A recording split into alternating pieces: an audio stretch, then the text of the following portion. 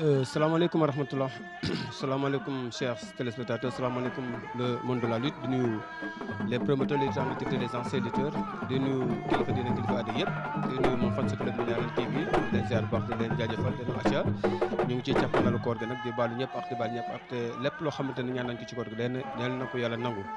dañ ciy jàmm yàlla yëpp yàlla na ko yàlla ful acca ñu ñëwal leen rek ci seen débriefing bi nga xamante ne ça concerne nag ci communiqué bi nga xamante ne communiqué de presse bi nga xamante ne le ministre de la sécurité publique ministre de l'intérieur bind na ko pour la levée des sanctions sur la lutte acca ñu ñëw pour leer leen ko mu ne communiqué de presse objet levée de la suspension de la couverture sécuritaire des combats de lutte maanaam dañoo waxoon ne ministère de l'intérieur dafa waxoon ne lépp loo xamante ne def na ci combat de lutte rek joxetu ci sécurité te xam ngeen ne sécurité bu amul rek franchement combat du am donc tax na le 18 février 2025 suite de manquement d'événements regrettables survenus lors du combat de lutte entre Franc et Ama Baldé. Le ministre de l'Intérieur et de la Sécurité publique avait décidé de la suspension de la couverture sécuritaire des combats de lutte sur toute l'étendue du territoire. Donc ci combat bi nga xamante ne Ama ak Franc ci la ministre de l'Intérieur décidé woon pour suspendre lépp loo xamante ne mu ngi diggee ci couverture sécuritaire maanaam joxe sécurité ci l'étendue du territoire national waxul nag Dakar tout simplement toute l'étendue du territoire national la wax donc kon franchement ngeen dégg ko noonu mu nekk nag suite à cela une série de concertations a été organisée entre les acteurs du monde de la lutte et le ministère de la jeunesse des sports de la culture et le ministre de l'intérieur et de la sécurité publique. D'après nag bi loolu amee bi suspension boobu amee woote nañu benn genre rencontre boo xamante ne ndaje boo xamante ça concerne ministre de l'intérieur les acteurs de la lutte ak ministre des sports ñoo toog waxtaan li jëm ci suspension boobu mu ne ko nag à l'issue des discussions un accord a été trouvé sur tous les points soulevés nee na ci rencontre boobu ci ndaje boobu noonu nee na accord am na ci points yi nga xamante ne jot nañ ko fa évoqué yëpp des engagements fermes ont été pris par les acteurs impliqués quant au respect des recommandations édictées. Donc engagement ferme lañ fa jël nee na ci li nga xamante ne xas nañ fa duggee liñ fa jël yëpp nee nañu engagement ferme lañ ci jël pour acteurs yëpp pour lépp loo xamante ne waxtaan nañ ko foofu rek ñu jël ko ci sérieux bi nga xamante ne bu ko kenn jalgati. Ainsi le ministre de l'Intérieur et de la Sécurité publique a décidé de lever la suspension des couvertures sécuritaires des combats de lutte à compter du 1er avril 2025 maanaam ci 1er avril bi ñu jëm nii ministre bi jël na décision pour bàyyi lépp loo xamante ne jàppoon na ko ne dootul joxe sécurité pare na pour bàyyi ko ci le 1er avril bi passé donc le 1er avril xasee weesu combat yi mën na am normalement ministre de l'Intérieur dina joxe sécurité incha allah. Le ministre de l'Intérieur et de la Sécurité publique invite tous les acteurs à l'observation stricte des engagements pris. Nee na ministre de l'Intérieur mu ngi ñaax ñëpp pour ñu mën a respecter engagement yi nga xamante ne acteurs de la lutte yi ak li nga xamante ne mooy CNG bi ak ministre des sports ak ministre de l'Intérieur jot nañ ko fa waxtaanee nañ ko appliquer tout à la lettre ñoom ñëpp nañ ko appliquer. acca ne loolu mooy li nga xamante ne franchement mooy circulaire bi nga xamante ne mujj na wàcc ñu ñëwal leen tuuti rek ci li nga xamante ne mooy liñ fa jotoon a waxtaanee. li ñu fa jotoon waxtaanee respect de la jauge maanaam mooy capacité bi nga xamante ne arène nationale mu ngi koy def 22000 places la mais nee nañu dès à présent kenn dootul jaay lu ëpp 20000 places donc kon loolu promoteurs yi war nañ ko dugal seen bopp mais ci biir 20000 places boobu noonu CNG ak sécurité bi dañu am un regard sur la billetterie avant ak pendant les événements un regard sur la billetterie maanaam bu promoteur bi ñëw indi ay billets balaa muy jaay benn billet CNG dana ci am regard ak li nga xamante mooy sécurité bi ki nga xamante moo jiite sécurité bi dana xool ba xam ndax promoteur bi respecté na ko le nombre de billets yi ñu ko xamante 22000 billets yi donc début de compétition à 16h 0 minute maanaam combat yi nga xamante mooy petit combat yi mu ngi war a commencer bu 4h jotee 16h pile arbitre war nañu mën a siffler premier combat bi donc 10 combat la premier combat war nañu ko siffler à 16h dernier combat bi muy grand combat bi il doit être sifflé au plus tard à 18h30 plus tard boo déggee plus tard nag maanaam maximum warul weesu 18h30 6h30 war nañu siffler grand combat bi foofu nag dama fa bëgg a taxaw seetlu dama fa bëgg a taxaw tout rek maanaam dañu ne arbitre bu xasee dugg ci biir géew gi woo ñaari mbër yi képp koo xamante ne arbitre bu sifflé ne ñëwal ci biir sa adversaire ñëw pare na benn butéel amatu ko bu sifflé 3 fois coup de sifflet yi nag espacé day espacé d'1 minute bu war sifflé ne par exemple Ama Baldé ñëwal Ama ñëwul mu sifflaat Ama ñëwal 1 minute encore ñëwul troisième sifflet bi mbër moomu noonu bi ñëw dañ koy disqualifié te bu ñu ko disqualifié restant reliquat bi nga xam ne am na ko CNG dootu ci laal dërëm même su fekkee ne 100 millions la amoon CNG 100 millions boobu CNG da ko jël restitué au promoteur dañ ko jël delloo ko promoteur bi kon donc loolu président écurie yi nañ ko teel a avertir seen mbër yi ménagères yi nañu wax mbër yi en personne aussi war nañu xam ne carrément fu mu toll nii képp ku ñu disqualifié pour retard sa cachet li nga xam ne moom nga dese CNG reliquat bi doo ci laal 1 franc loolu dafa war a leer ci bopp nit ñi 19h00 ñëpp dañu war a vider le lieu kenn waratul des ci biir arène bi ñëpp dañoo war a génn police escorté la ñu génn ci biti pour en cas de désagrément augmentation des portes d'accès dans l'avenir portes d'accès yi dañ ko war a yokk mais xam nga porte stade yi kenn mënu ko yokk daar parce que loolu dafay laaj travaux mais dans l'avenir war nañu yokk buntu arène yi ndax mu gën a bëri pour ko defee génn gi day gën a yomb dugub bi day gën a gaaw aussi franchement aussi le respect de nombre d'accompagnateurs li nga xamante ne ñu ànd ak mbër yi loolu dañ ko war a respecté parce que dañu ne grand combat mën nañ ko 15 personnes plus le ménager et l'entraîneur muy 17 personnes donc loolu aussi dañ ko war a respecté maanaam tey bu ki nga xamante ne Reug Reug buy bëre ñu may ko 17 personnes maximum 15 ak 2 yooyu noonu muy 17 personnes bu indee 20 personnes 3 personnes yooyu dañ koy wëññi dañuy war a dem di guichet ba dagg ticket yéeg ci kaw loolu amatul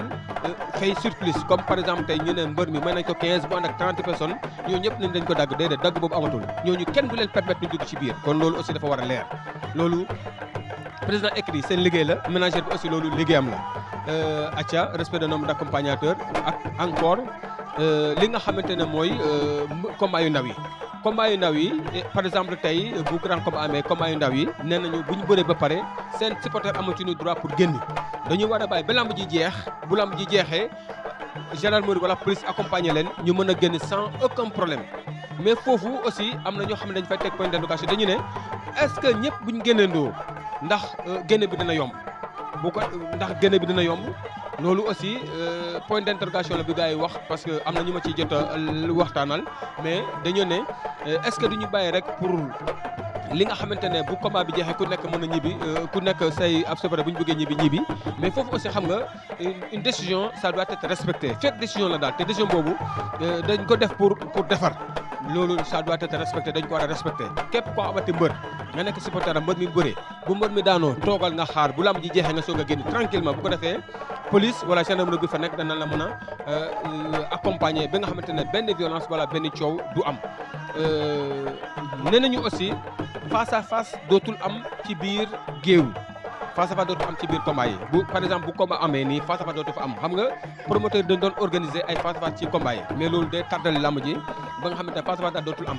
bu promoteur bëggee face à face na ko organiser feneen mais pas dans l'arène microcentraux yi aussi nee nañu dootuñu dugg ci biir géew gi bu ñu bëggee présenter mbër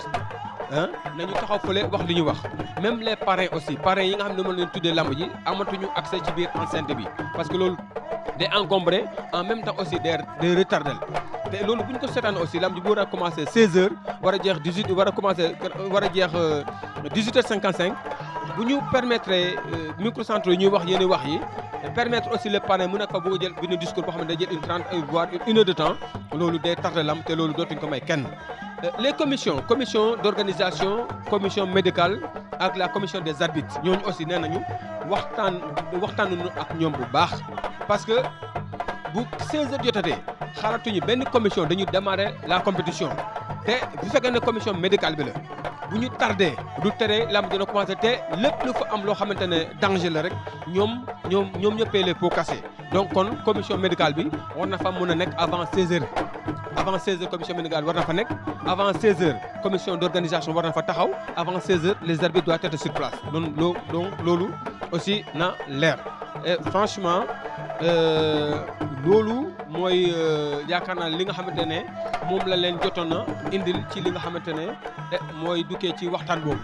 et franchement di ñaan nag na ñëpp abonné ci Mbine TV franchement di jaajëfal ñëpp di leen wax ñëwoon nag ci annonce lamb le mois d'avril bi nekk nii nag franchement li fi nekk ci ay lamb kenn xamul nu mu toll donc ñu jógee ko nag ci ASC Déggo de Ngoloj moom mooy tëgg du 23 au 5 avril 2025 mise ba 10 sacs de riz la ñetti catégorie lay doon loolu mbapat bu rëy lay doon aca Lincho production pour le global business mooy organisé du 10 au 11 avril 2025 mise totale ba 3 500 la rawgadu 500 000 léger 1 million poids lourd nekk 2 millions de francs CFA aca Kor Aïssatou production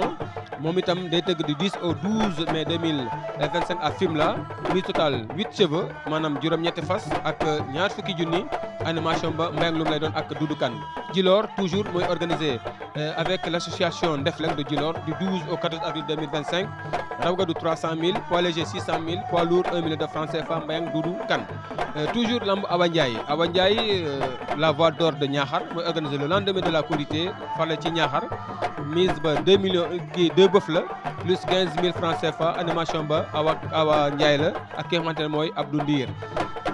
toujours à Ngalkhayaye le 26 avril 2025 mise ba ñetti nag la ak 35 000 francs CFA Fatou Ndiaye Baye Fall moo fay nag ak ki nga xamante ne mooy Pape Faye bu Ngoloj aca Fatia production toujours du 4 au 5 avril 2025 en Bamloub avec une mise totale de 8 bœufs plus 60 000 francs CFA Faye Mbodj ak ki nga xamante ne mooy Massène Samb aca lamb en Ndombodj toujours Ndombodj production aca le lendemain et le surlendemain de la Korité mise totale un bœuf plus 50 000 francs CFA Fans Club Koumba Diaga Diouf à Ndiomdi du 19 au 20 avril 2025 mise totale 2 bœufs plus 1 cheveu plus 75 000 francs CFA animation Koumba Diaga la ak Modou Ñing lamb cosaan la nag bi Ngoj lay amee Ngoj c'est du 11 au 12 avril 2025 mise totale ba 8 bœufs la plus 150 000 francs CFA Marie Gueye Yalou Gouj den fo annete ndefu Babou Sène bo Gandiaye dena animé kanoyo aca toujours a Ngap mu ngi nekk boori commune de Diyala boori booy dem Ndiébel c'est du 6 au 7 avril 2025 mise totale 800 000 francs CFA la Mor Ngom l'enfant de Koumbal ak ki nga xamante ne mooy Mbayang Loum l'enfant de Bin Farba ñoo koy animé toujours Darou Mangué de Diofior du 18 au 20 avril 2025 avec une mise totale de 2 millions de francs CFA animation Mor Ngom ak Mbayang Loum mappat gu mag encore place publique de Fimela jour de la Korité ñetti saaku ceeb lañ leen tegal Fans Club Taf Taf de Diokoul lendemain de la Korité et le troisième jour de la Korité le surlendemain le troisième jour de la Korité mappat bu rëy lay doon 5 saaku ceeb lañ leen tegal aca toujours lamb yi dañoo bëri mois d'avril bi wax naa leen ko ASC Ndox mi de Gandiaye 6e édition lendemain de la Korité mise totale mise poids lourd 1 million de francs CFA la poids léger 500 000 francs CFA moom moo ngo Mbayang Loum loolu dana roof ana julux ana ɓeka sakan association 100% lamb Sine Saloum à Koutalan le surlendemain de la Korité mise totale 250 000 francs CFA pour poids léger poids lourd 500 000 francs CFA Mbayang Loum Cheikh Gninga Salingari production du 18 au 19 avril 2025 avec 2 millions de francs CFA à Diouroup Mbayang Loum ak Babou Sène lay doon ñaari drapeau lay doon sama jumul aca Ndoura Wali production en Mbadakhoune ci Kaolack la bokk le 3 avril 2025 mise ba 1 million de francs CFA la Adam moo fay nekk Ada Faye ak ki nga xamante ne mooy Pape Lo lamb à Ndiomdi Ndiomorel du 4 au 5 avril 2025 poids léger ba ñetti nag lay doon poids lourd nekk juróom-ñaari nag Ndeye Fatou moo fay nekk ak ki nga xamante ne mooy Babou Sène bu Gandiaye mbapat toujours en Ndofane Mbagnick le surlendemain de la Korité mise ba fukki junni la Tafa Faye moo koy animé ak ki nga xamante ne mooy Marie Ndiaye aca Ñan Sono production l'enfant de Gandiaye mooy teg benn mbapat bu rëy encore le surlendemain le 3e jour de la Korité mise ba juróomi saaku ceeb la tegal mbër yi ak li nga xamante ne mooy 5000 francs CFA fale ci Ngulang 2 lay doon ci Gandiaye Satewali aussi le lendemain de la Korité mise ba 500 000 francs CFA la animation Fatou Ndiaye Baye Fall ak ki nga xamante ne mooy Tafa Faye lamb à Ndiongone Bouré du 7 au 9 avril 2025 Rawgadou ba xar leen tegal ak 10 000 francs poids léger ba ñaari nag ak 5 000 poids lourd ñetti nag ak 10 000 francs CFA animation Mbayang Loum ak Gorgui Ndiaye Sonar production aussi day tëgg le jour de la Korité à Gamboul benn combat ay combat mais grand combat bi Kor Mari bu Mbel Sob lay doon ak ki nga xamante ne mooy mécanicien bu Ngoosi day mu toftal ci nag benn gala simple bu mag atia jam bugum de Mbayang Loum muy organisé le 13 avril 2027 au terrain Gaal Gui de Dakar xaar yàlla avec une mise totale de 2 500 000 sargal Modou Lo l'acteur roi des arènes di invité d'honneur ba nag muy Reug Reug le champion du monde en MMA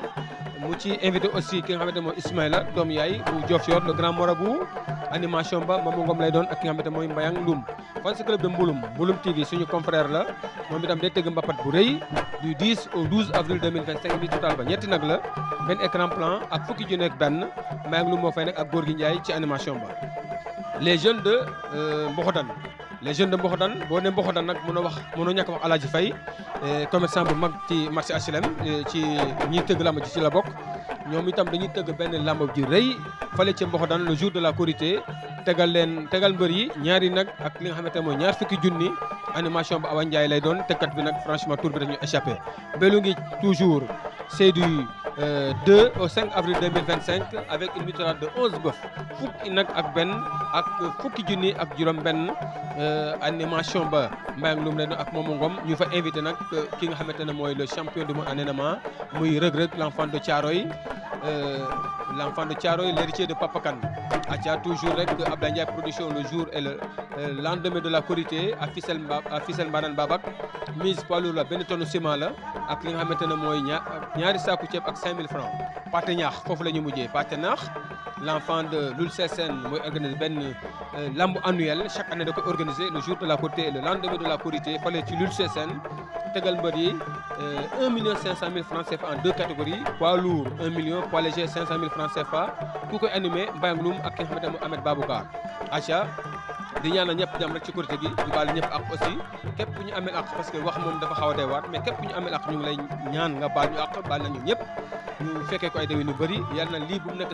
suñu koor bu mujj yàlla nañ ko fekk ay koor te koor bi di ñëw fekk ñu ci jàmm incha allah di ñaan nag képp koo xamante yaa ngi suivre Bignona TV à travers l'internet ñu ngi lay ñaan nga abonné di partager di liker parce que franchement loolu aussi bokk na ci li nga xamante ne mooy neexal émission yi di leen jox dig daje rek ba ci beneen numéro